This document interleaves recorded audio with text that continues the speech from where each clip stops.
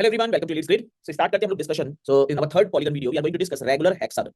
देखिए regular hexagon का आपको क्या क्या पता होना चाहिए और इस पर बहुत क्वेश्चंस का फॉर्मेशन रेगुलर हेक्सागन पे ही होता है।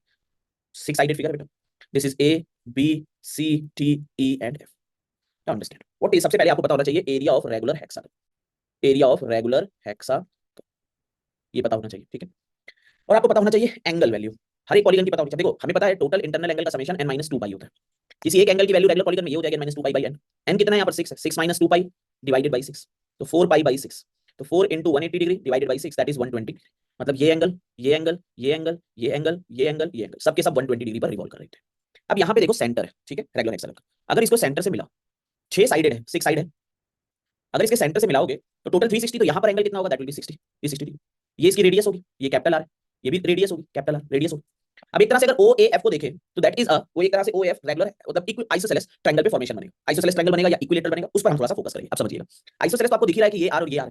अब ये अगर एक ट्रायंगल में दो साइड इक्वल है तो उनके सामने के एंगल भी इक्वल होने चाहिए। 60 ऑलरेडी है, इसका मतलब है ये भी इक्वल होगा, तो ये भी 60 हो गया और ये भी 60 हो गया। तो इसका मतलब है ये तीनों साइड आपस में क्या होने लगी, इक्वल होने लगी। तो all sides will be equal, इसी को आर कहें या ए इक्वल कहें, तो ए इक्वल हम लोग कह देते हैं, we will say it A, side A आ गया, और A is equal to capital R के, ए जो होगा वो कैपिटल आर के इक्वल बन जाएगा। अब समझते हैं हम लोग कि यार अगर ये ऐसे देखो, ऐसे एक ट्रायंगल, दो ट्रायंगल, तीन ट्रायंगल, चार ट्रायंगल, पांच ट्रायंगल, छह ट्रायंगल बनेंगे, तो अगर मैं एरिया ऑफ रेगुलर हेक्सागन कहूं तो that will be 6 into equilateral triangle area, मतलब 6 into √3/4 side square, that is area of a regular hexagon. ये एरिया होता है regular hexagon. Regular hexagon you can understand कि सिमेट्री भी बड़ी अच्छी होती है क्योंकि ये सब कुछ इक्वल है। This is equal to this, this is equal to this, this equal to this, this equal to this, this equal to this, this equal to this, this equal to this, सब आपस में equal ही होता है, सबके सब आपस में equal होते हैं, ठीक है। ये रेगुलर हेक्सागन के बारे में पहली नॉलेज आपको होनी चाहिए। इसका एरिया समझो, आप ऐसा नहीं है कि यहीं से निकाल सकते हो, यही आपका एरिया, आप वहां से भी इसको सोच सकते थे। आपको याद होगा मैंने एरिया ऑफ पॉलीगन निकाला था, that was na² / 4 cot 360 by cot 180 by, ये था एरिया हमारा। तो अब n6 है तो 6 into a²/4 cot 30, 10 cot 30 आएगा, 10 30 के लिए 1/√3 cot 30 इतना हो जाता है, दैट इज 2, दैट इज 3 यार। तो 6 into a²/4 √3/4 वही सेम एरिया बन जाएगा हमारी, ठीक है ना। तो यहां से भी निकाल सकते हो, लेकिन आपको रेगुलर हेक्सागन का अलग से पता होना चाहिए कि 6 इक्विलेटरल ट्रायंगल बन रहे हैं, उनके एरिया 6 into √3/4 a² के इक्वल है। अब आपको क्या पता होना चाहिए रेगुलर हेक्सागन के बारे में, अंडरस्टैंड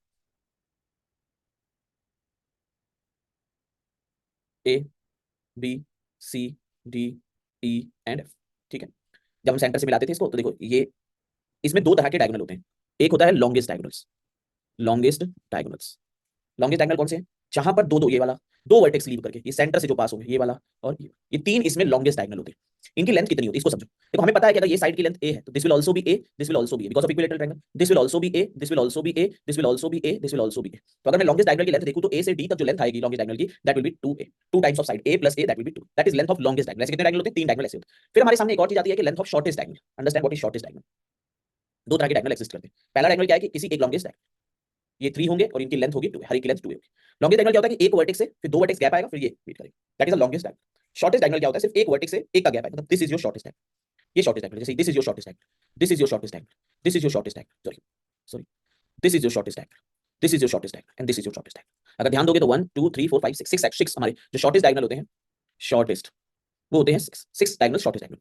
अब इनकी लेंथ कैसे निकाली जाए शॉर्टेस्ट डायगोनल की, इस पर हमारा फोकस रहता है। देखो ये एंगल हमें पता है 120 डिग्री है, this length is a, this length is a, मान लो ये लेंथ x है। अब इसकी लेंथ निकाली तो you can apply cosine formula कि cos 120 that is equal to a² + a² - x² divided by 2 into a into a। cos 120 मतलब cos 90 + 30 - sin 30 - 1/2 होती है इसकी वैल्यू, ठीक है। ट्रिग्नोमेट्री का बेसिक सेशन देखोगे तो मैंने आपको cos 120 की वैल्यू निकालना सिखाया। That is equal to 2a² - x² divided by 2a², 2 से 2 कैंसिल, तो -a² is equal to 2a² - x², so x² is equal to 3a², तो x इज इक्वल टू आ गया a√3, that is the length of diagonal. Shortest diagonal की जो length होती है, हमारा दूसरी चीज आती है शॉर्टेस्ट डायगोनल, इसकी लेंथ होती है √3 है। ये आपको याद होनी चाहिए, बार बार आप यहाँ कोसाइन लगा के निकालोगे नहीं, आपको √3 डायरेक्टली याद होनी चाहिए। ये जो लॉन्गेस्ट डायगोनल की लेंथ है वो 2 है, डायरेक्टली याद होनी चाहिए। तो ये हमें एक चीज पता होनी चाहिए, एरिया पता होना चाहिए, इंटरनल एंगल पता होना चाहिए, हमें लॉन्गेस्ट डायगोनल पता होना चाहिए, हमें शॉर्टेस्ट डायगोनल की लेंथ पता होनी चाहिए, ठीक है। अब एक और चीज आपको ये देखनी है इसी एक वो हेक्सागन में, हेक्सागन के कई क्वेश्चंस जब मैं आपको सॉल्व कराऊंगा तो आप समझोगे कि हेक्सागन में एक सिमेट्री भी रहती है।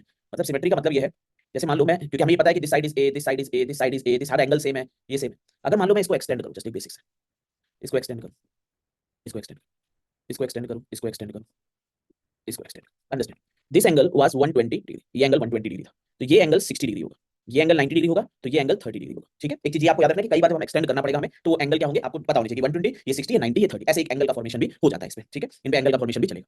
दूसरी चीज क्या होती है कि हम लोग इसको कई पार्ट में डिवाइड कर सकते हैं, कई इक्वल पार्ट में। मतलब क्या है इक्वल पार्ट में डिवाइड करने का, उसको समझते हैं, ध्यान दीजिए, ठीक है। जैसे मैं इससे इसको मीट करूं और मैं इससे इसको मीट करूं और इससे इसको मीट करूं, ठीक है, और फिर मैंने यहाँ से इसको मीट किया, जाएंगे तो सेंटर से इससे इसको मीट किया, ठीक है, फिर मैंने इधर से मिडिल से इसको मीट किया। नाउ अंडरस्टैंड, अब तुम देखोगे यार यहाँ पर एक पार्ट, दो पार्ट, तीन पार्ट, चार पार्ट, पांच पार्ट, छह पार्ट, 7 पार्ट, 8 9 10 11 12। ये 12 इक्वल पार्ट में डिवाइड हो गया, हर एक पार्ट एक तरह से इक्वल पार्ट में 12 इक्वल पार्ट में डिवाइड हो गया। क्यों इक्वल पार्ट में मैं कह रहा हूं इक्वल एरिया में? सोचो ये ए है, ये भी लेंथ ए होती है सेंटर से, तो अब यहां से इस पर कोई भी अगर लाइन डालोगे तो उसकी मीडियन होगी, ये परपेंडिकुलर 90 डल रहा है, ये मीडियन होगी, इक्वल एरिया में डिवाइड होगी, सब आपस में इक्वल एरिया में। तो किसी एक हेक्सागन को 12 इक्वल पार्ट में छोटे-छोटे डिवाइड किया जा सकता है, उस पर क्वेश्चंस का फॉर्मेशन हो जाता है आपके सामने। फिर से एक बार दिखा रहा हूं, ध्यान से देखिएगा। A B C D E F, पहले आपने यहां से ये डायगोनल, यहां से ये डायगोनल और यहां से ये वाला डायगोनल, ये तीनों डायगोनल मीट किए। अब अगर ये लाइन और ये मिडिल से, इसके मिडिल से ये लाइन ड्रॉ कर दो, तो 12 इक्वल पार्ट, 1 2 3 4 5 6 7 8 9 10 11 12, हर के एरिया इक्वल है। तो कभी-कभी क्या होगा, तुमसे इतने पार्ट का लास्ट की, चलो इसका एरिया बताओ, तो डायरेक्टली तुम 1/12 कर दोगे। तो कई बार हेक्सागन के क्वेश्चन आप सिमेट्री से भी सॉल्व करते हो कि दिस इज सिमेट्री, तो सिमेट्रिकल है, सब एरिया इक्वल है, तो वहां से हम लोग उसको डिवाइड करके एरिया पे पहुंचा देते हैं। ठीक है, I hope this is clear. तो आपको हेक्सागन के बारे में इतनी नॉलेज कम से कम होनी चाहिए और तभी हम क्वेश्चंस को सॉल्व कर पाएंगे। ठीक है, चलिए ओवर करते हैं। अब हम नेक्स्ट वीडियो में हम ऑक्टागन के बारे में जानेंगे कि ऑक्टागन क्या होता है, किस तरह से उसका एरिया निकाला जाता है। चलिए ओवर करते हैं। Thanks and happy learning.